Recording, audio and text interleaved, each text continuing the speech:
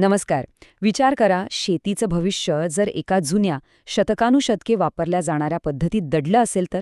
आज आपण अशाच एका विलक्षण सेंद्रिय उपायाची माहिती घेणार आहोत, ज्याला आपण जीवामृत म्हणतो.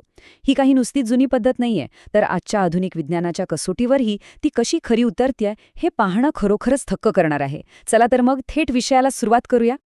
आज शेतीसमोर एक खूप मोठं आव्हान उभं आहे.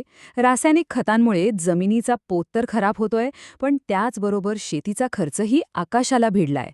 आता प्रश्न असा पडतो की जमिनीची ही कमी होत चाललेली सुपीकता वाचवण्यासाठी खरंच एखादा शून्य खर्चाचा मार्ग असू शकतो का, की ही फक्त एक कल्पना आहे? आज आपण याच प्रश्नाचं उत्तर शोधणार आहोत. ह्या संपूर्ण प्रवासात आपण काही महत्त्वाचे टप्पे पाहणार आहोत. 1. जमिनीच्या सुपीकतेचं संकट. 2. जीवामृत म्हणजे नेमकं काय?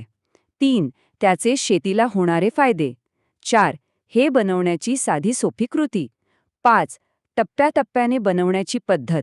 आणि शेवटी 6. याचा वापर आणि वैज्ञानिक प्रभाव. तर आपला पहिला मुद्दा आहे जमिनीच्या सुपीकतेचे संकट. आज चित्र असं आहे की एका बाजूला रासायनिक खते आहेत. यामुळे सुरुवातीला पीक चांगलं येतं, हे खरं आहे, पण खिशाला मोठा फटका बसतो आणि सर्वात वाईट म्हणजे हळूहळू जमिनीचा जीवच निघून जातो. आणि दुसऱ्या बाजूला आहेत आपले सेंद्रिय पर्याय, जे अगदी खिशाला परवडणारे आहेत आणि ते जमिनीचं आरोग्य, तिची रचना कायमस्वरूपी टिकवून ठेवतात. खरं सांगायचं तर हा सेंद्रिय बदल आता फक्त एक पर्याय राहिलेला नाहीये, ती काळाची गरज बनलीय. आता वळूया दुसऱ्या मुद्द्याकडे. आपण ज्यावर चर्चा करतोय ते जीवामृत म्हणजे नक्की काय? नावावरूनच लक्षात येतं, जीवामृत म्हणजे मातीतील सूक्ष्म जीवांसाठी जणू काही एक अमृतच. हे एक पूर्णपणे नैसर्गिक द्रवरूप खत आहे. विशेष म्हणजे हा काही काल परवा लागलेला शोध नाहीये. आपले भारतीय शेतकरी शेकडो वर्षांपासून याचा वापर करत आलेत. मधल्या काळात आपण हे थोडं विसरलो होतो, पण 2000च्या दशकात झिरो बजेट नॅचरल फार्मिंग चळवळीने या प्राचीन पद्धतीला पुन्हा एकदा नव्याने आणि अतिशय यशस्वीपणे आपल्यासमोर आणलं. तिसरा भाग. हे सगळं ठीक आहे, पण प्रत्यक्ष शेतात याचे फायदे काय होतात? याचे फायदे पाहिले तर तुम्हीही चक्क व्हाल. सर्वात पहिली गोष्ट म्हणजे हे जमिनीतल्या सेंद्रिय पदार्थांचं विघटन प्रचंड वेगाने करतं. यामुळे माती एकदम भुसभुशीत होते आणि जमिनीत हवा छान खेळती राहते. याचा थेट फायदा म्हणजे जमिनीतल्या मित्र सूक्ष्मजीवांची संख्या झपाट्याने वाढते. पिकांना जे मुख्य घटक लागतात ना, नत्र, स्फुरद आणि पालाश, त्यांचा मुबलक पुरवठा यातून होतो. आणि सगळ्यात उत्तम गोष्ट म्हणजे हे खत तुम्ही कोणत्याही पिकासाठी बिनधास्त वापरू शकता. चौथा मुद्दा. हे आश्चर्यकारक फायदे पाहिल्यावर साहजिकच प्रश्न पडतो की हे बनवायचं कसं? याची कृती अगदी सोपी आणि घरगुती आहे. एका एकरसाठी साधारण 200 लिटर जीवामृत लागतं. आणि ह्यासाठी काय काय लागतं ते ऐका. 170 लिटर स्वच्छ पाणी, 10 किलो गाईचं किंवा बैलाचं शेण, 10 लिटर गोमूत्र, 2 किलो काळा गूळ, 2 किलो बेसन आणि फक्त 2 किलो वनातली किंवा बांधावरची माती, जिच्यात भरपूर सूक्ष्मजीव असतात. आता तुम्हाला वाटेल, यात गूळ आणि बेसन कशाला? तर मित्रांनो, हे गूळ आणि बेसन त्या सूक्ष्मजीवांसाठी मेजवानी असते. हे खाऊन ते अतिशय वेगाने वाढतात. पाचवा मुद्दा. साहित्य तर जमा झालं, पण आता प्रत्यक्ष कृती कशी करायची? कृती अगदी साधी आहे. पहिली पायरी, एका 200 लिटरच्या प्लास्टिक बॅरेलमध्ये हे सगळं साहित्य एकत्र करा. दुसरी पायरी खूप महत्वाची बरं का.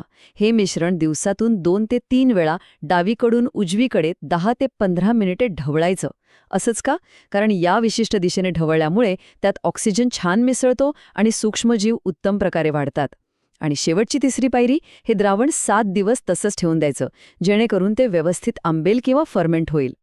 आता आपला शेवटचा आणि अत्यंत रंजक असा 6वा मुद्दा. याचा वापर आणि यामागचं विज्ञान. 7 दिवसांनंतर तुमचं तांबूस काळसर रंगाचं जीवामृत तयार होतं. पण यात एक खूप मोठी जादू दडलेली आहे.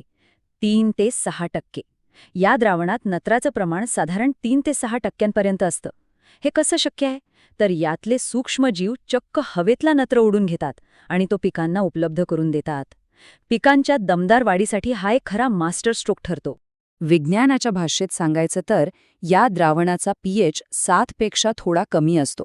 म्हणजे ते किंचित आम्लधर्मी असतं. आता हे का महत्वाचं आहे? कारण हे वातावरण त्या लाखो सूक्ष्मजीवांसाठी एका उत्तम इन्क्युबेटरसारखं काम करतं. यामुळे जमिनीतील कार्बन आणि नत्राचं प्रमाण अगदी अचूकपणे संतुलित राहतं. पण लक्षात ठेवा, इथे एक मोठी अट आहे, 30 दिवस. जीवामृत हे एक पूर्णपणे जिवंत द्रावण आहे.